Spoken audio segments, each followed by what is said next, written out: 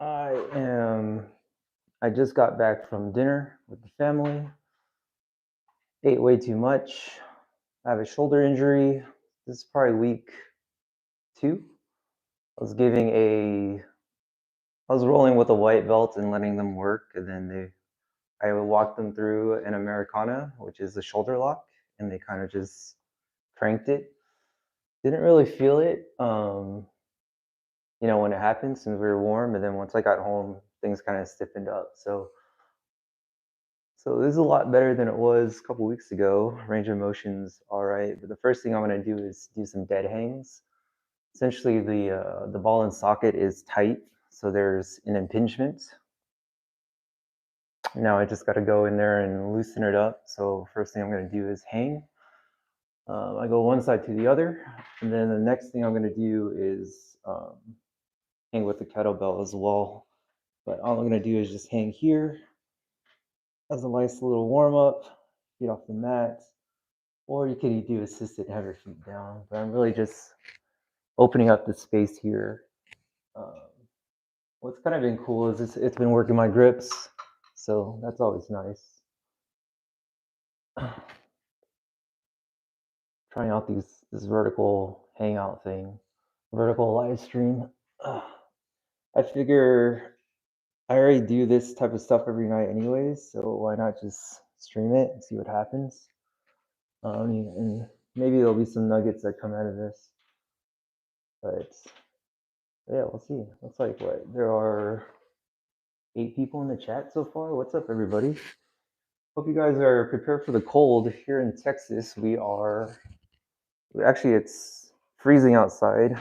So 32 degrees Fahrenheit as of half an hour ago. And I think it's going to come down to 20 degrees Fahrenheit. And I'm really just, again, trying to open up the space in my shoulder and the ball and socket to kind of release some of the tension there and get some blood flow back in the area. I'm not trying to do anything crazy with it tonight, but let me check. Even with that 1 minute or so of hanging, I feel a big difference. It's loosened up. One thing I don't want to do is like dips, because that's going to add pressure back onto that. So I've been doing a lot of dips the last few months, but right here you could definitely feel some type of impingement. So I'm going to avoid doing that tonight. Next thing I'm going to do is just holding a kettlebell. You guys can do like this Russian bend. That's like a core workout, but I'm really doing it again to kind of elongate and open up the space here. So I'm just going to do it as a static hold. And then I like to kind of swing my arms again just to add a little more movement. And then after that, I'm going to do like a bent over row type of motion.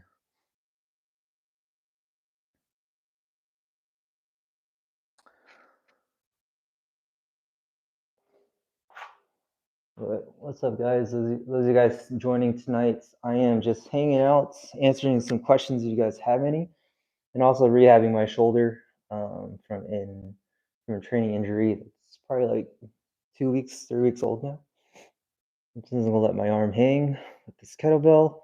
It was what, 45 pounds? So enough so that I have to hold it, but not enough that I'm like super straining myself with it. So it's a good medium to lightweight.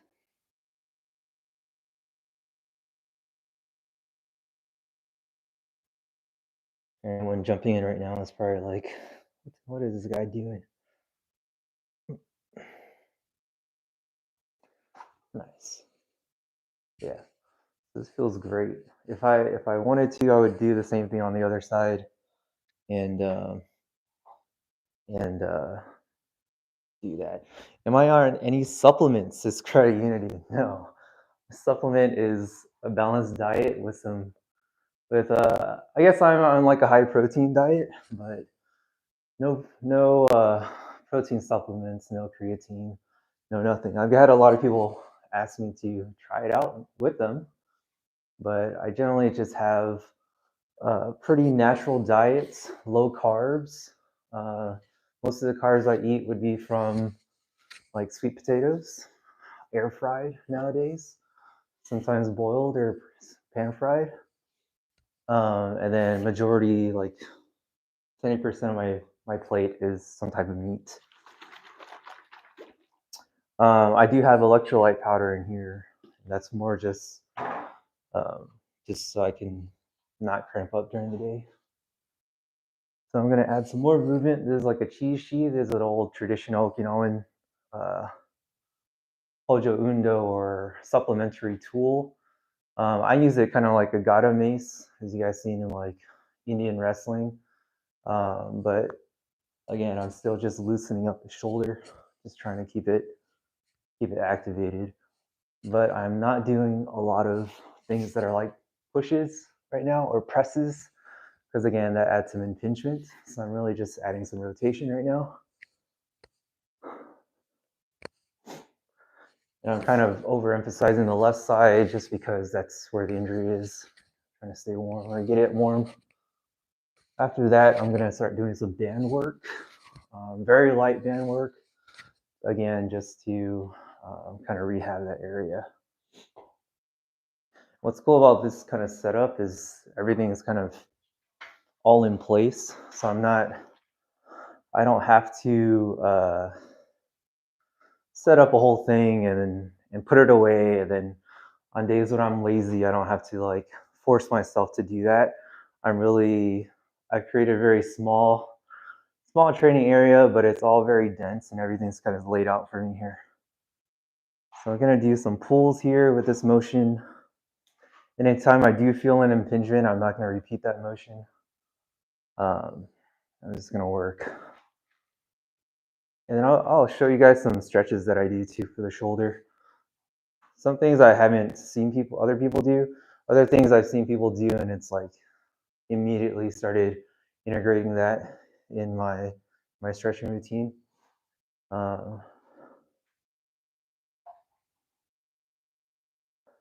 Hey, what's up? Cool. So you get like a broomstick, or this is just a PVC pipe, but just like that Americana motion, that shoulder lock here, all I'm gonna do is actually like a nunchuck or nunchaku, grab it over this way. So I have my hand like an L shape, put the stick behind it, wrap my arm around. Now I'm gonna push the bottom towards the camera so that it essentially Americanas myself, right? And in doing that, I'm stretching that in moderation, but I'm stretching it more than I could without a tool.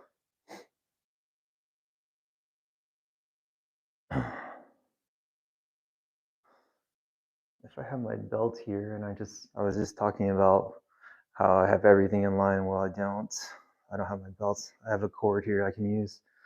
But after this, I'll do some shoulder flossing, and that's gonna help again, open it up, stretch it out, add some more rotation, and really just get it moving. But right now, I'm getting warm, and I feel it's like 95% from the live stream started, what, 5-ish minutes ago.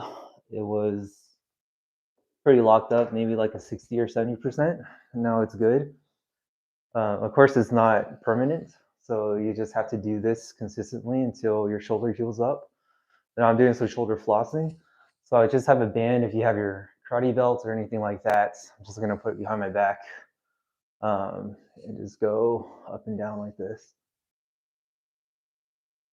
And then you can do circles with it too. And again, none of this is really trying to build muscle or heavy resistance. This is getting your limbs and your arms through the motion and kind of, we call it greasing the grooves, right? So keep everything limber, keep everything moving. This feels great when it's cold outside and you can kind of loosen up. And I always do some type of stretching before bed. I go through that routine as well. So this is actually just a test tonight to see how this vertical live stream works. Looks like there's 11 people in the chat. Do you guys have any questions? I'm looking at the chat right here. If you have any other questions, just shoot them in the chat and I'll respond. I'm gonna do a little bit more hangs because it felt good. And I'm really just, my grip is tight, but I'm not tensing up my tricep or anything like that. I'm really just trying to figure out a way to relax and let my body dead hang. And then you could have your body kind of just open up and elongate. And it's super important. Like, you know, we go through life super tense, your day is super tense. So just finding some time before sleeping at night to really just decompress beyond just training, but just decompress mentally and physically is super important. What's up, Alan? Mockbell, do you have any form of academic training, biomechanics training that you learn as you go? I would say a lot of it learn as I go. A lot of it was also researching, reading tons of books, but I also have a certification in personal training and yoga. So me and Aaron got that before we opened the dojo because we were doing personal training on the side, private lessons, stuff like that. So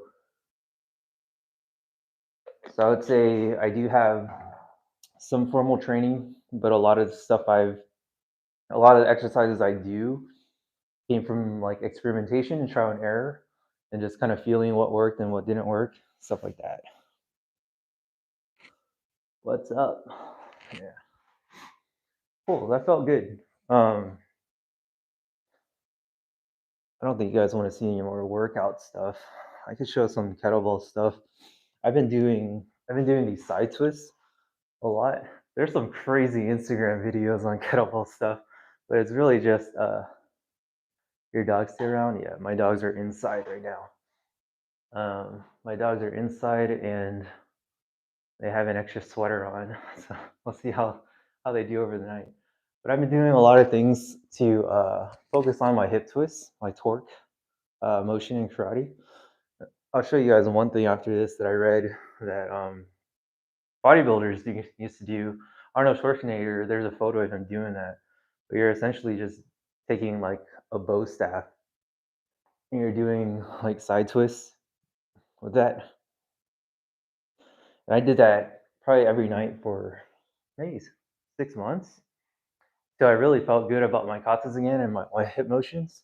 And I started adding all these other accessory things that added these twists to them, right?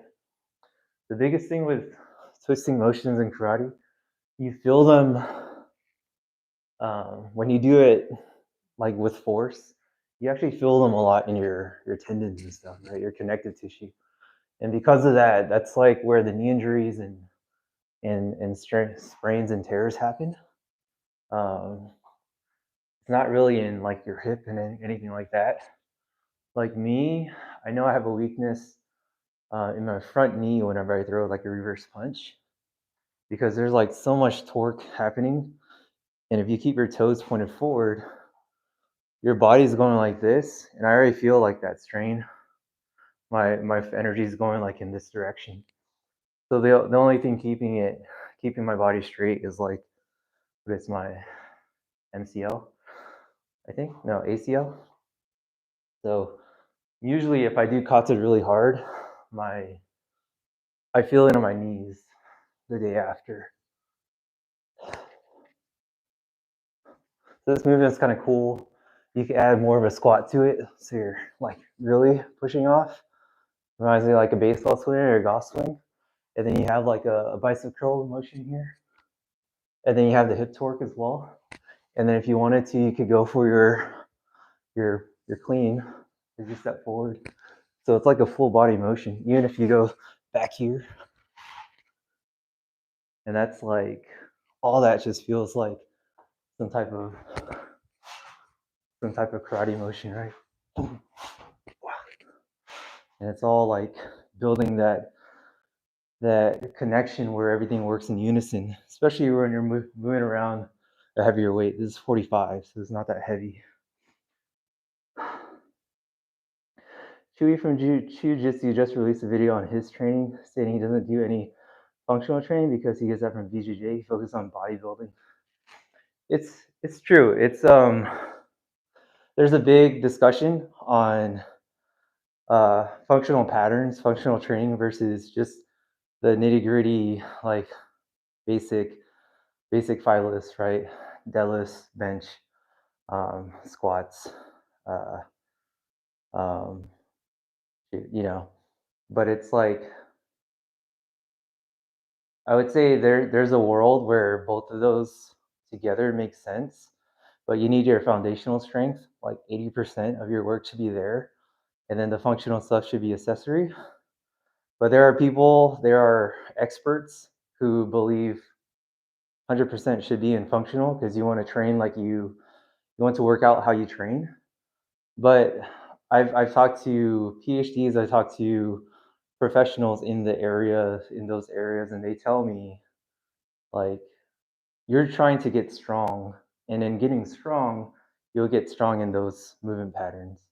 And in doing the sport itself, you get strong at doing the sport. So outside of doing the sport itself, you need to do the foundational training. So I understand both ways. Um, Me personally, I just get bored. I get bored just doing squats and deadlifts and everything like that over and over. So I do add in like the Hojundo stuff. I do add in band work. I do add in things that make me feel like I'm doing some type of martial arts training. It could be placebo effect, that it's working, but for me, it's as an individual, you need to figure out what works for you, what routine works that you can do consistently over time.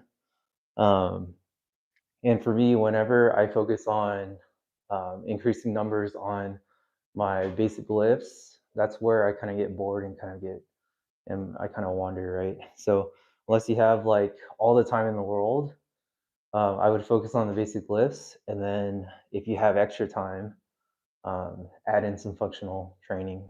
That's what I think nowadays. Um, but I've definitely gone through phases where I did like a lot of landmine stuff that were just months of landmine stuff because it felt like it was functional. Um,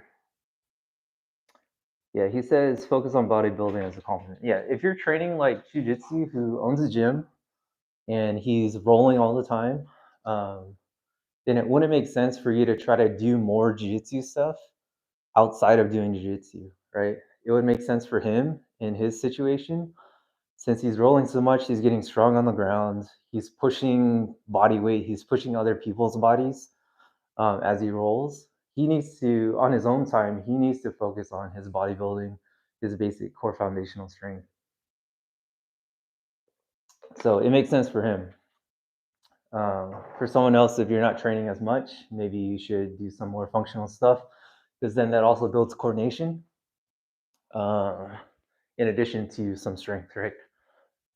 And a lot of times too, and I tell this to people, like the people that are innovating at like the highest level for strength training, those guys are trying to add like that 0.05% increase to their strength. Us normal people, we're just trying to get stronger than we are, right? So it's like you should celebrate the fact that you had 2 gym sessions this week instead of 1, or celebrate the fact that you went for a run in the morning instead of sleeping in. Most people who are at the forefront of all this research, they're like, how can we get this world level athlete to be 1% better in a year's time, right? So it's a completely different perspective. Yeah, good question.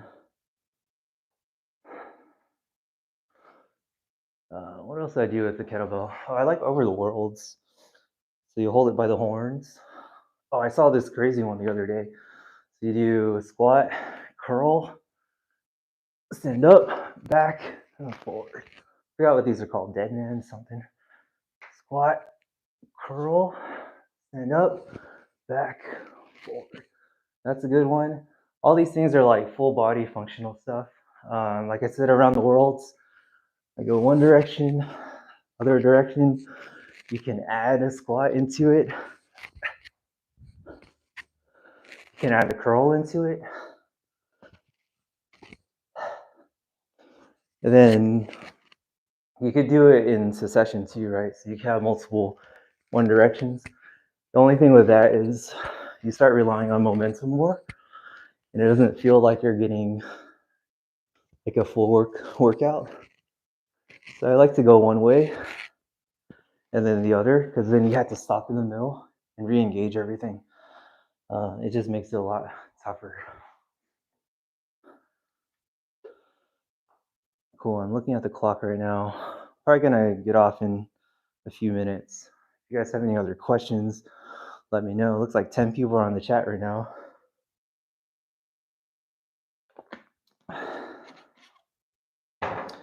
Testing out this mic too. I'm sure you guys are hearing me breathe heavily into it.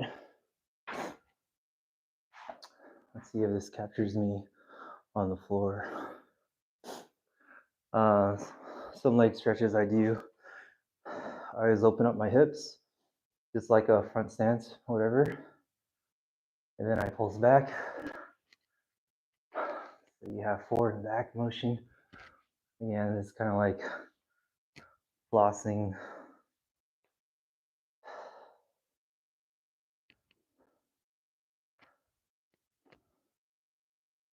On the other side.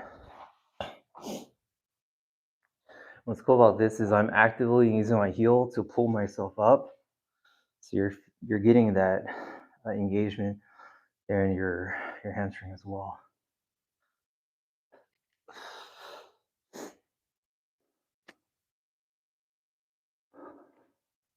I'm gonna grab my tablet, put it on the floor.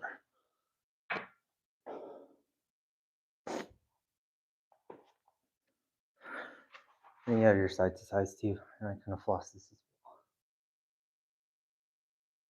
well. It's getting cold outside, guys. Hope you guys stay warm this season. We had snow, 2 weeks ago here in Texas, and then we're hoping that's the last snow freeze.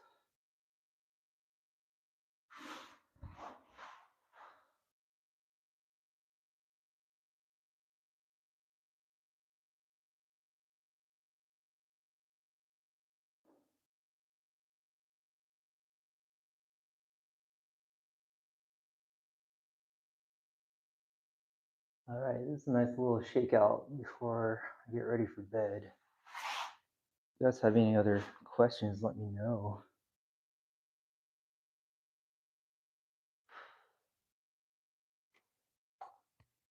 It'll be cool if I'm able to do this more in the evenings.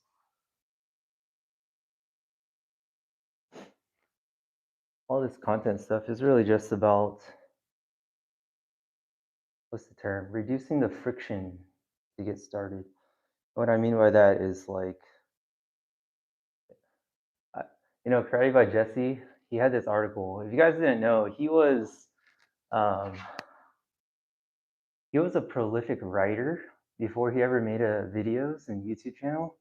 So probably in middle school, high school, I was reading his stuff, and he was a faceless blog writer, and I would read his stuff all the time. I even was a supporter of his online forum. It was karatelovers.com. I got my name on the bottom of his website as a monetary contributor. And it's, and I say that because one of his blogs was like, don't turn your makiwara into a coat rack. And that always stuck with me because it's like, you need to reduce friction to get things done, right? And I mean by that is have an efficient process for all the things you do. Just like how you want to be efficient in your movement in kata. Like tonight I had to charge up my microphone, grab a tripod, set up this iPad, blah blah. So tonight was probably the longest process. So then the next time I do this will be quicker. And then eventually to the point where I can just be like, hey, I'm gonna jump on live stream right now. Boom, boom, turn it on, let's go.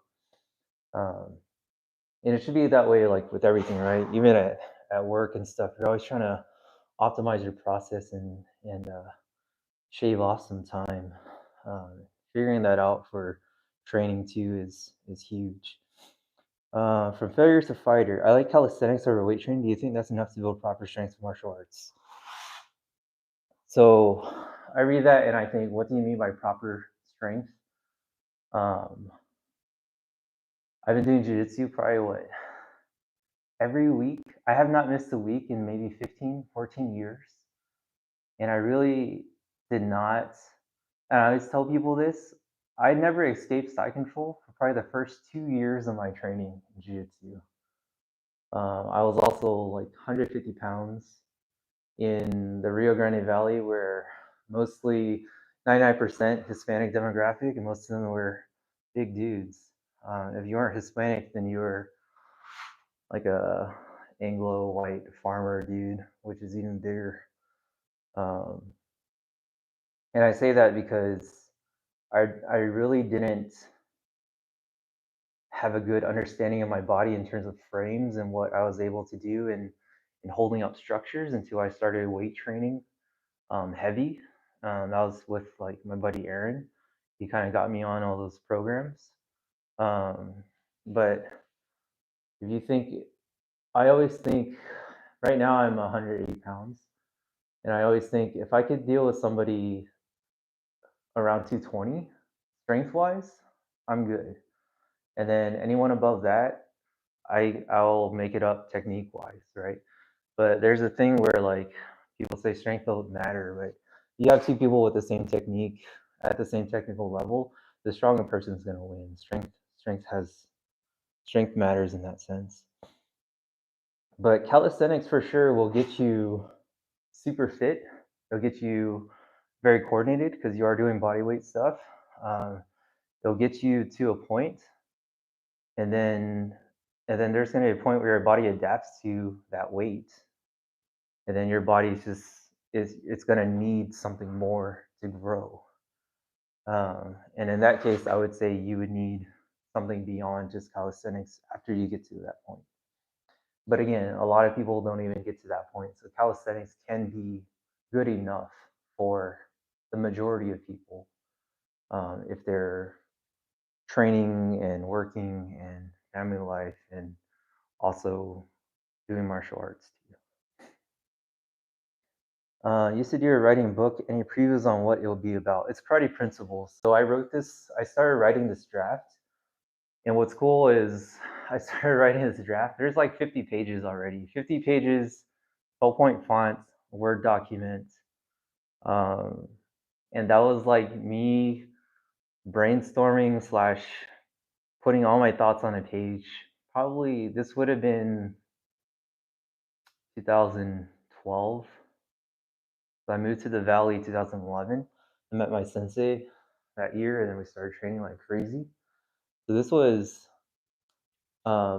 essentially during the time before me and Aaron started filming, and during, but this is where I was formulating all of my underlying concepts and principles for karate. And a lot of that you've seen in videos in karate culture. So anchor, dead weight, opposite directions, universal frame, um, stuff like that, and spear, um, and a lot of that too. I'm going back and rereading them, and I've been kind of racking my brain about this with karate breakdown. It's like there are so many principles I can list out. I just want to drill it down to like the global overarching principles that I would teach now. And this is what I was talking with Chris on our podcast. Was it last night or yesterday? It was like who you are now as a martial artist is different than you were 5 years ago. Is different than you will be in 5 years, right? Just by what you're exposed to, your body type, injuries that you might have, um, and things that work for you then and not now.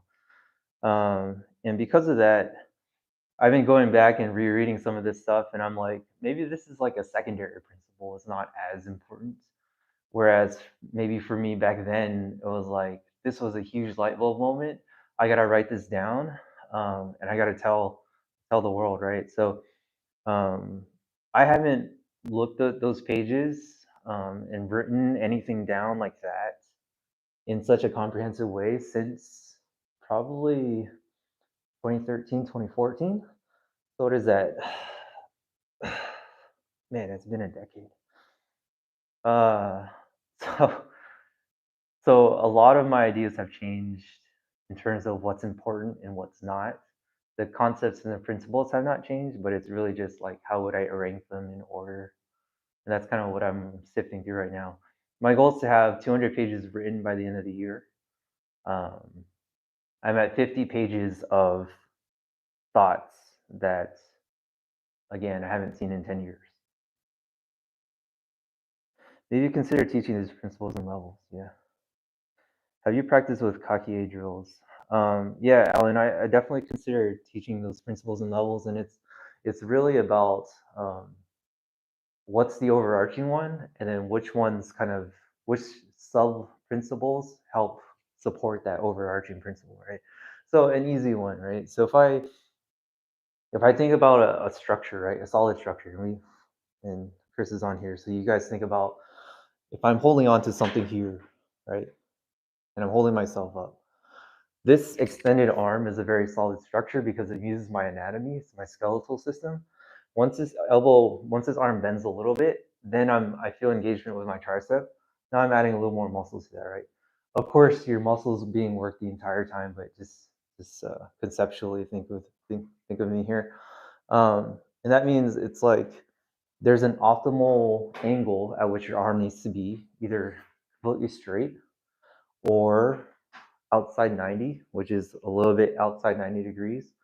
Right at 90 degrees, you're going to have this chance that this structure will fold in, right? Which some styles like because you can strike and drive in with your elbow.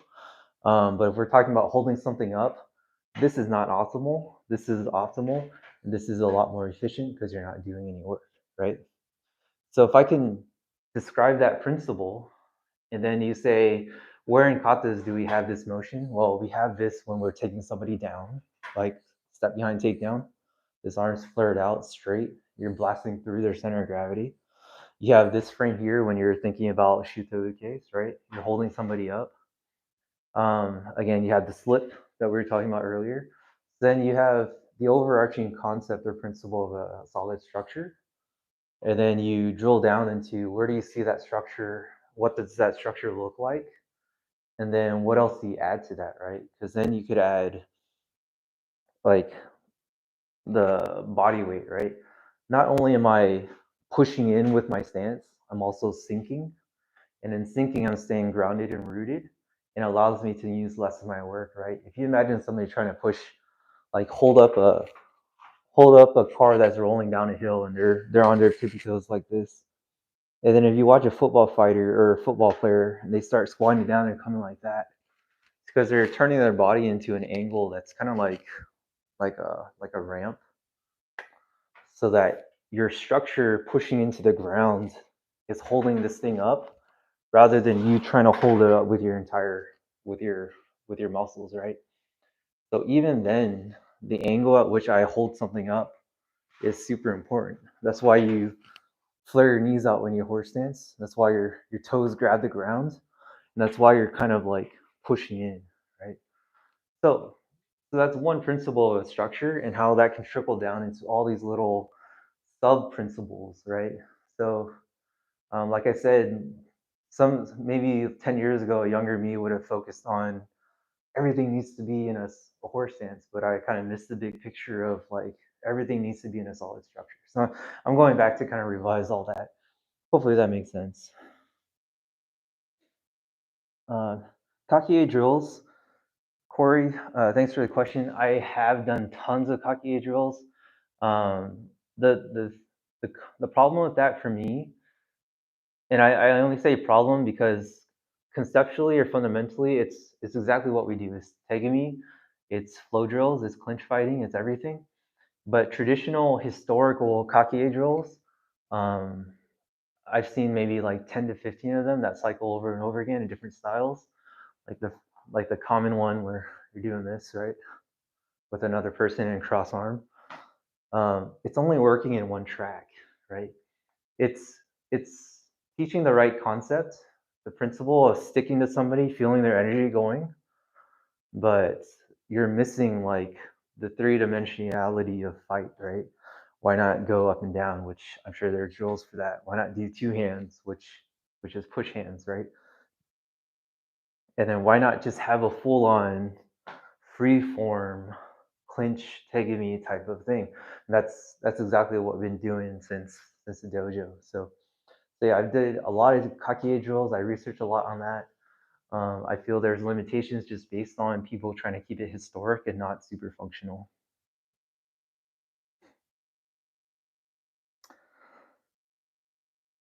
Yeah, Alan, I completely agree with you. A beginner might not be ready for the whole pie.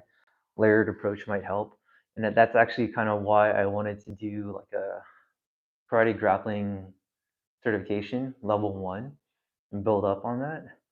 And even that, like that begs the question of like what's level one, right?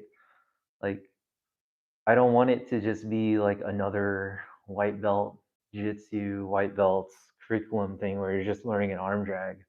But then that might be what karate guys need, right? So um, yeah, I think about this a lot, and I put my goals out there a lot for this type of feedback.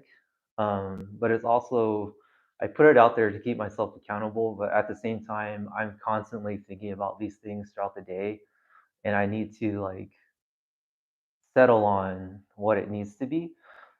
There's always like paralysis by analysis, which is you just don't move forward with a project because you just think about all the different things. And sometimes you just got to release the MVP, right? The minimum viable product, and then release 1.1 and 1.2 and kind of grow from there.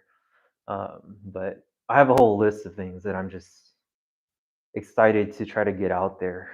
Um, but yeah, it takes a lot of just thinking what's right for everyone else, what's beginner friendly, like you said, what's what's not too elementary for somebody who also has done grappling. There's a lot. What's your dream as a martial artist? This will be the last question of the night because it's actually almost 11. I got to get up early tomorrow. Um, that question changes at different points in your life. In my 20s, my dream was to open a dojo. I was able to do that. Right now, it's like not get injured, so I keep training. The channel really helps.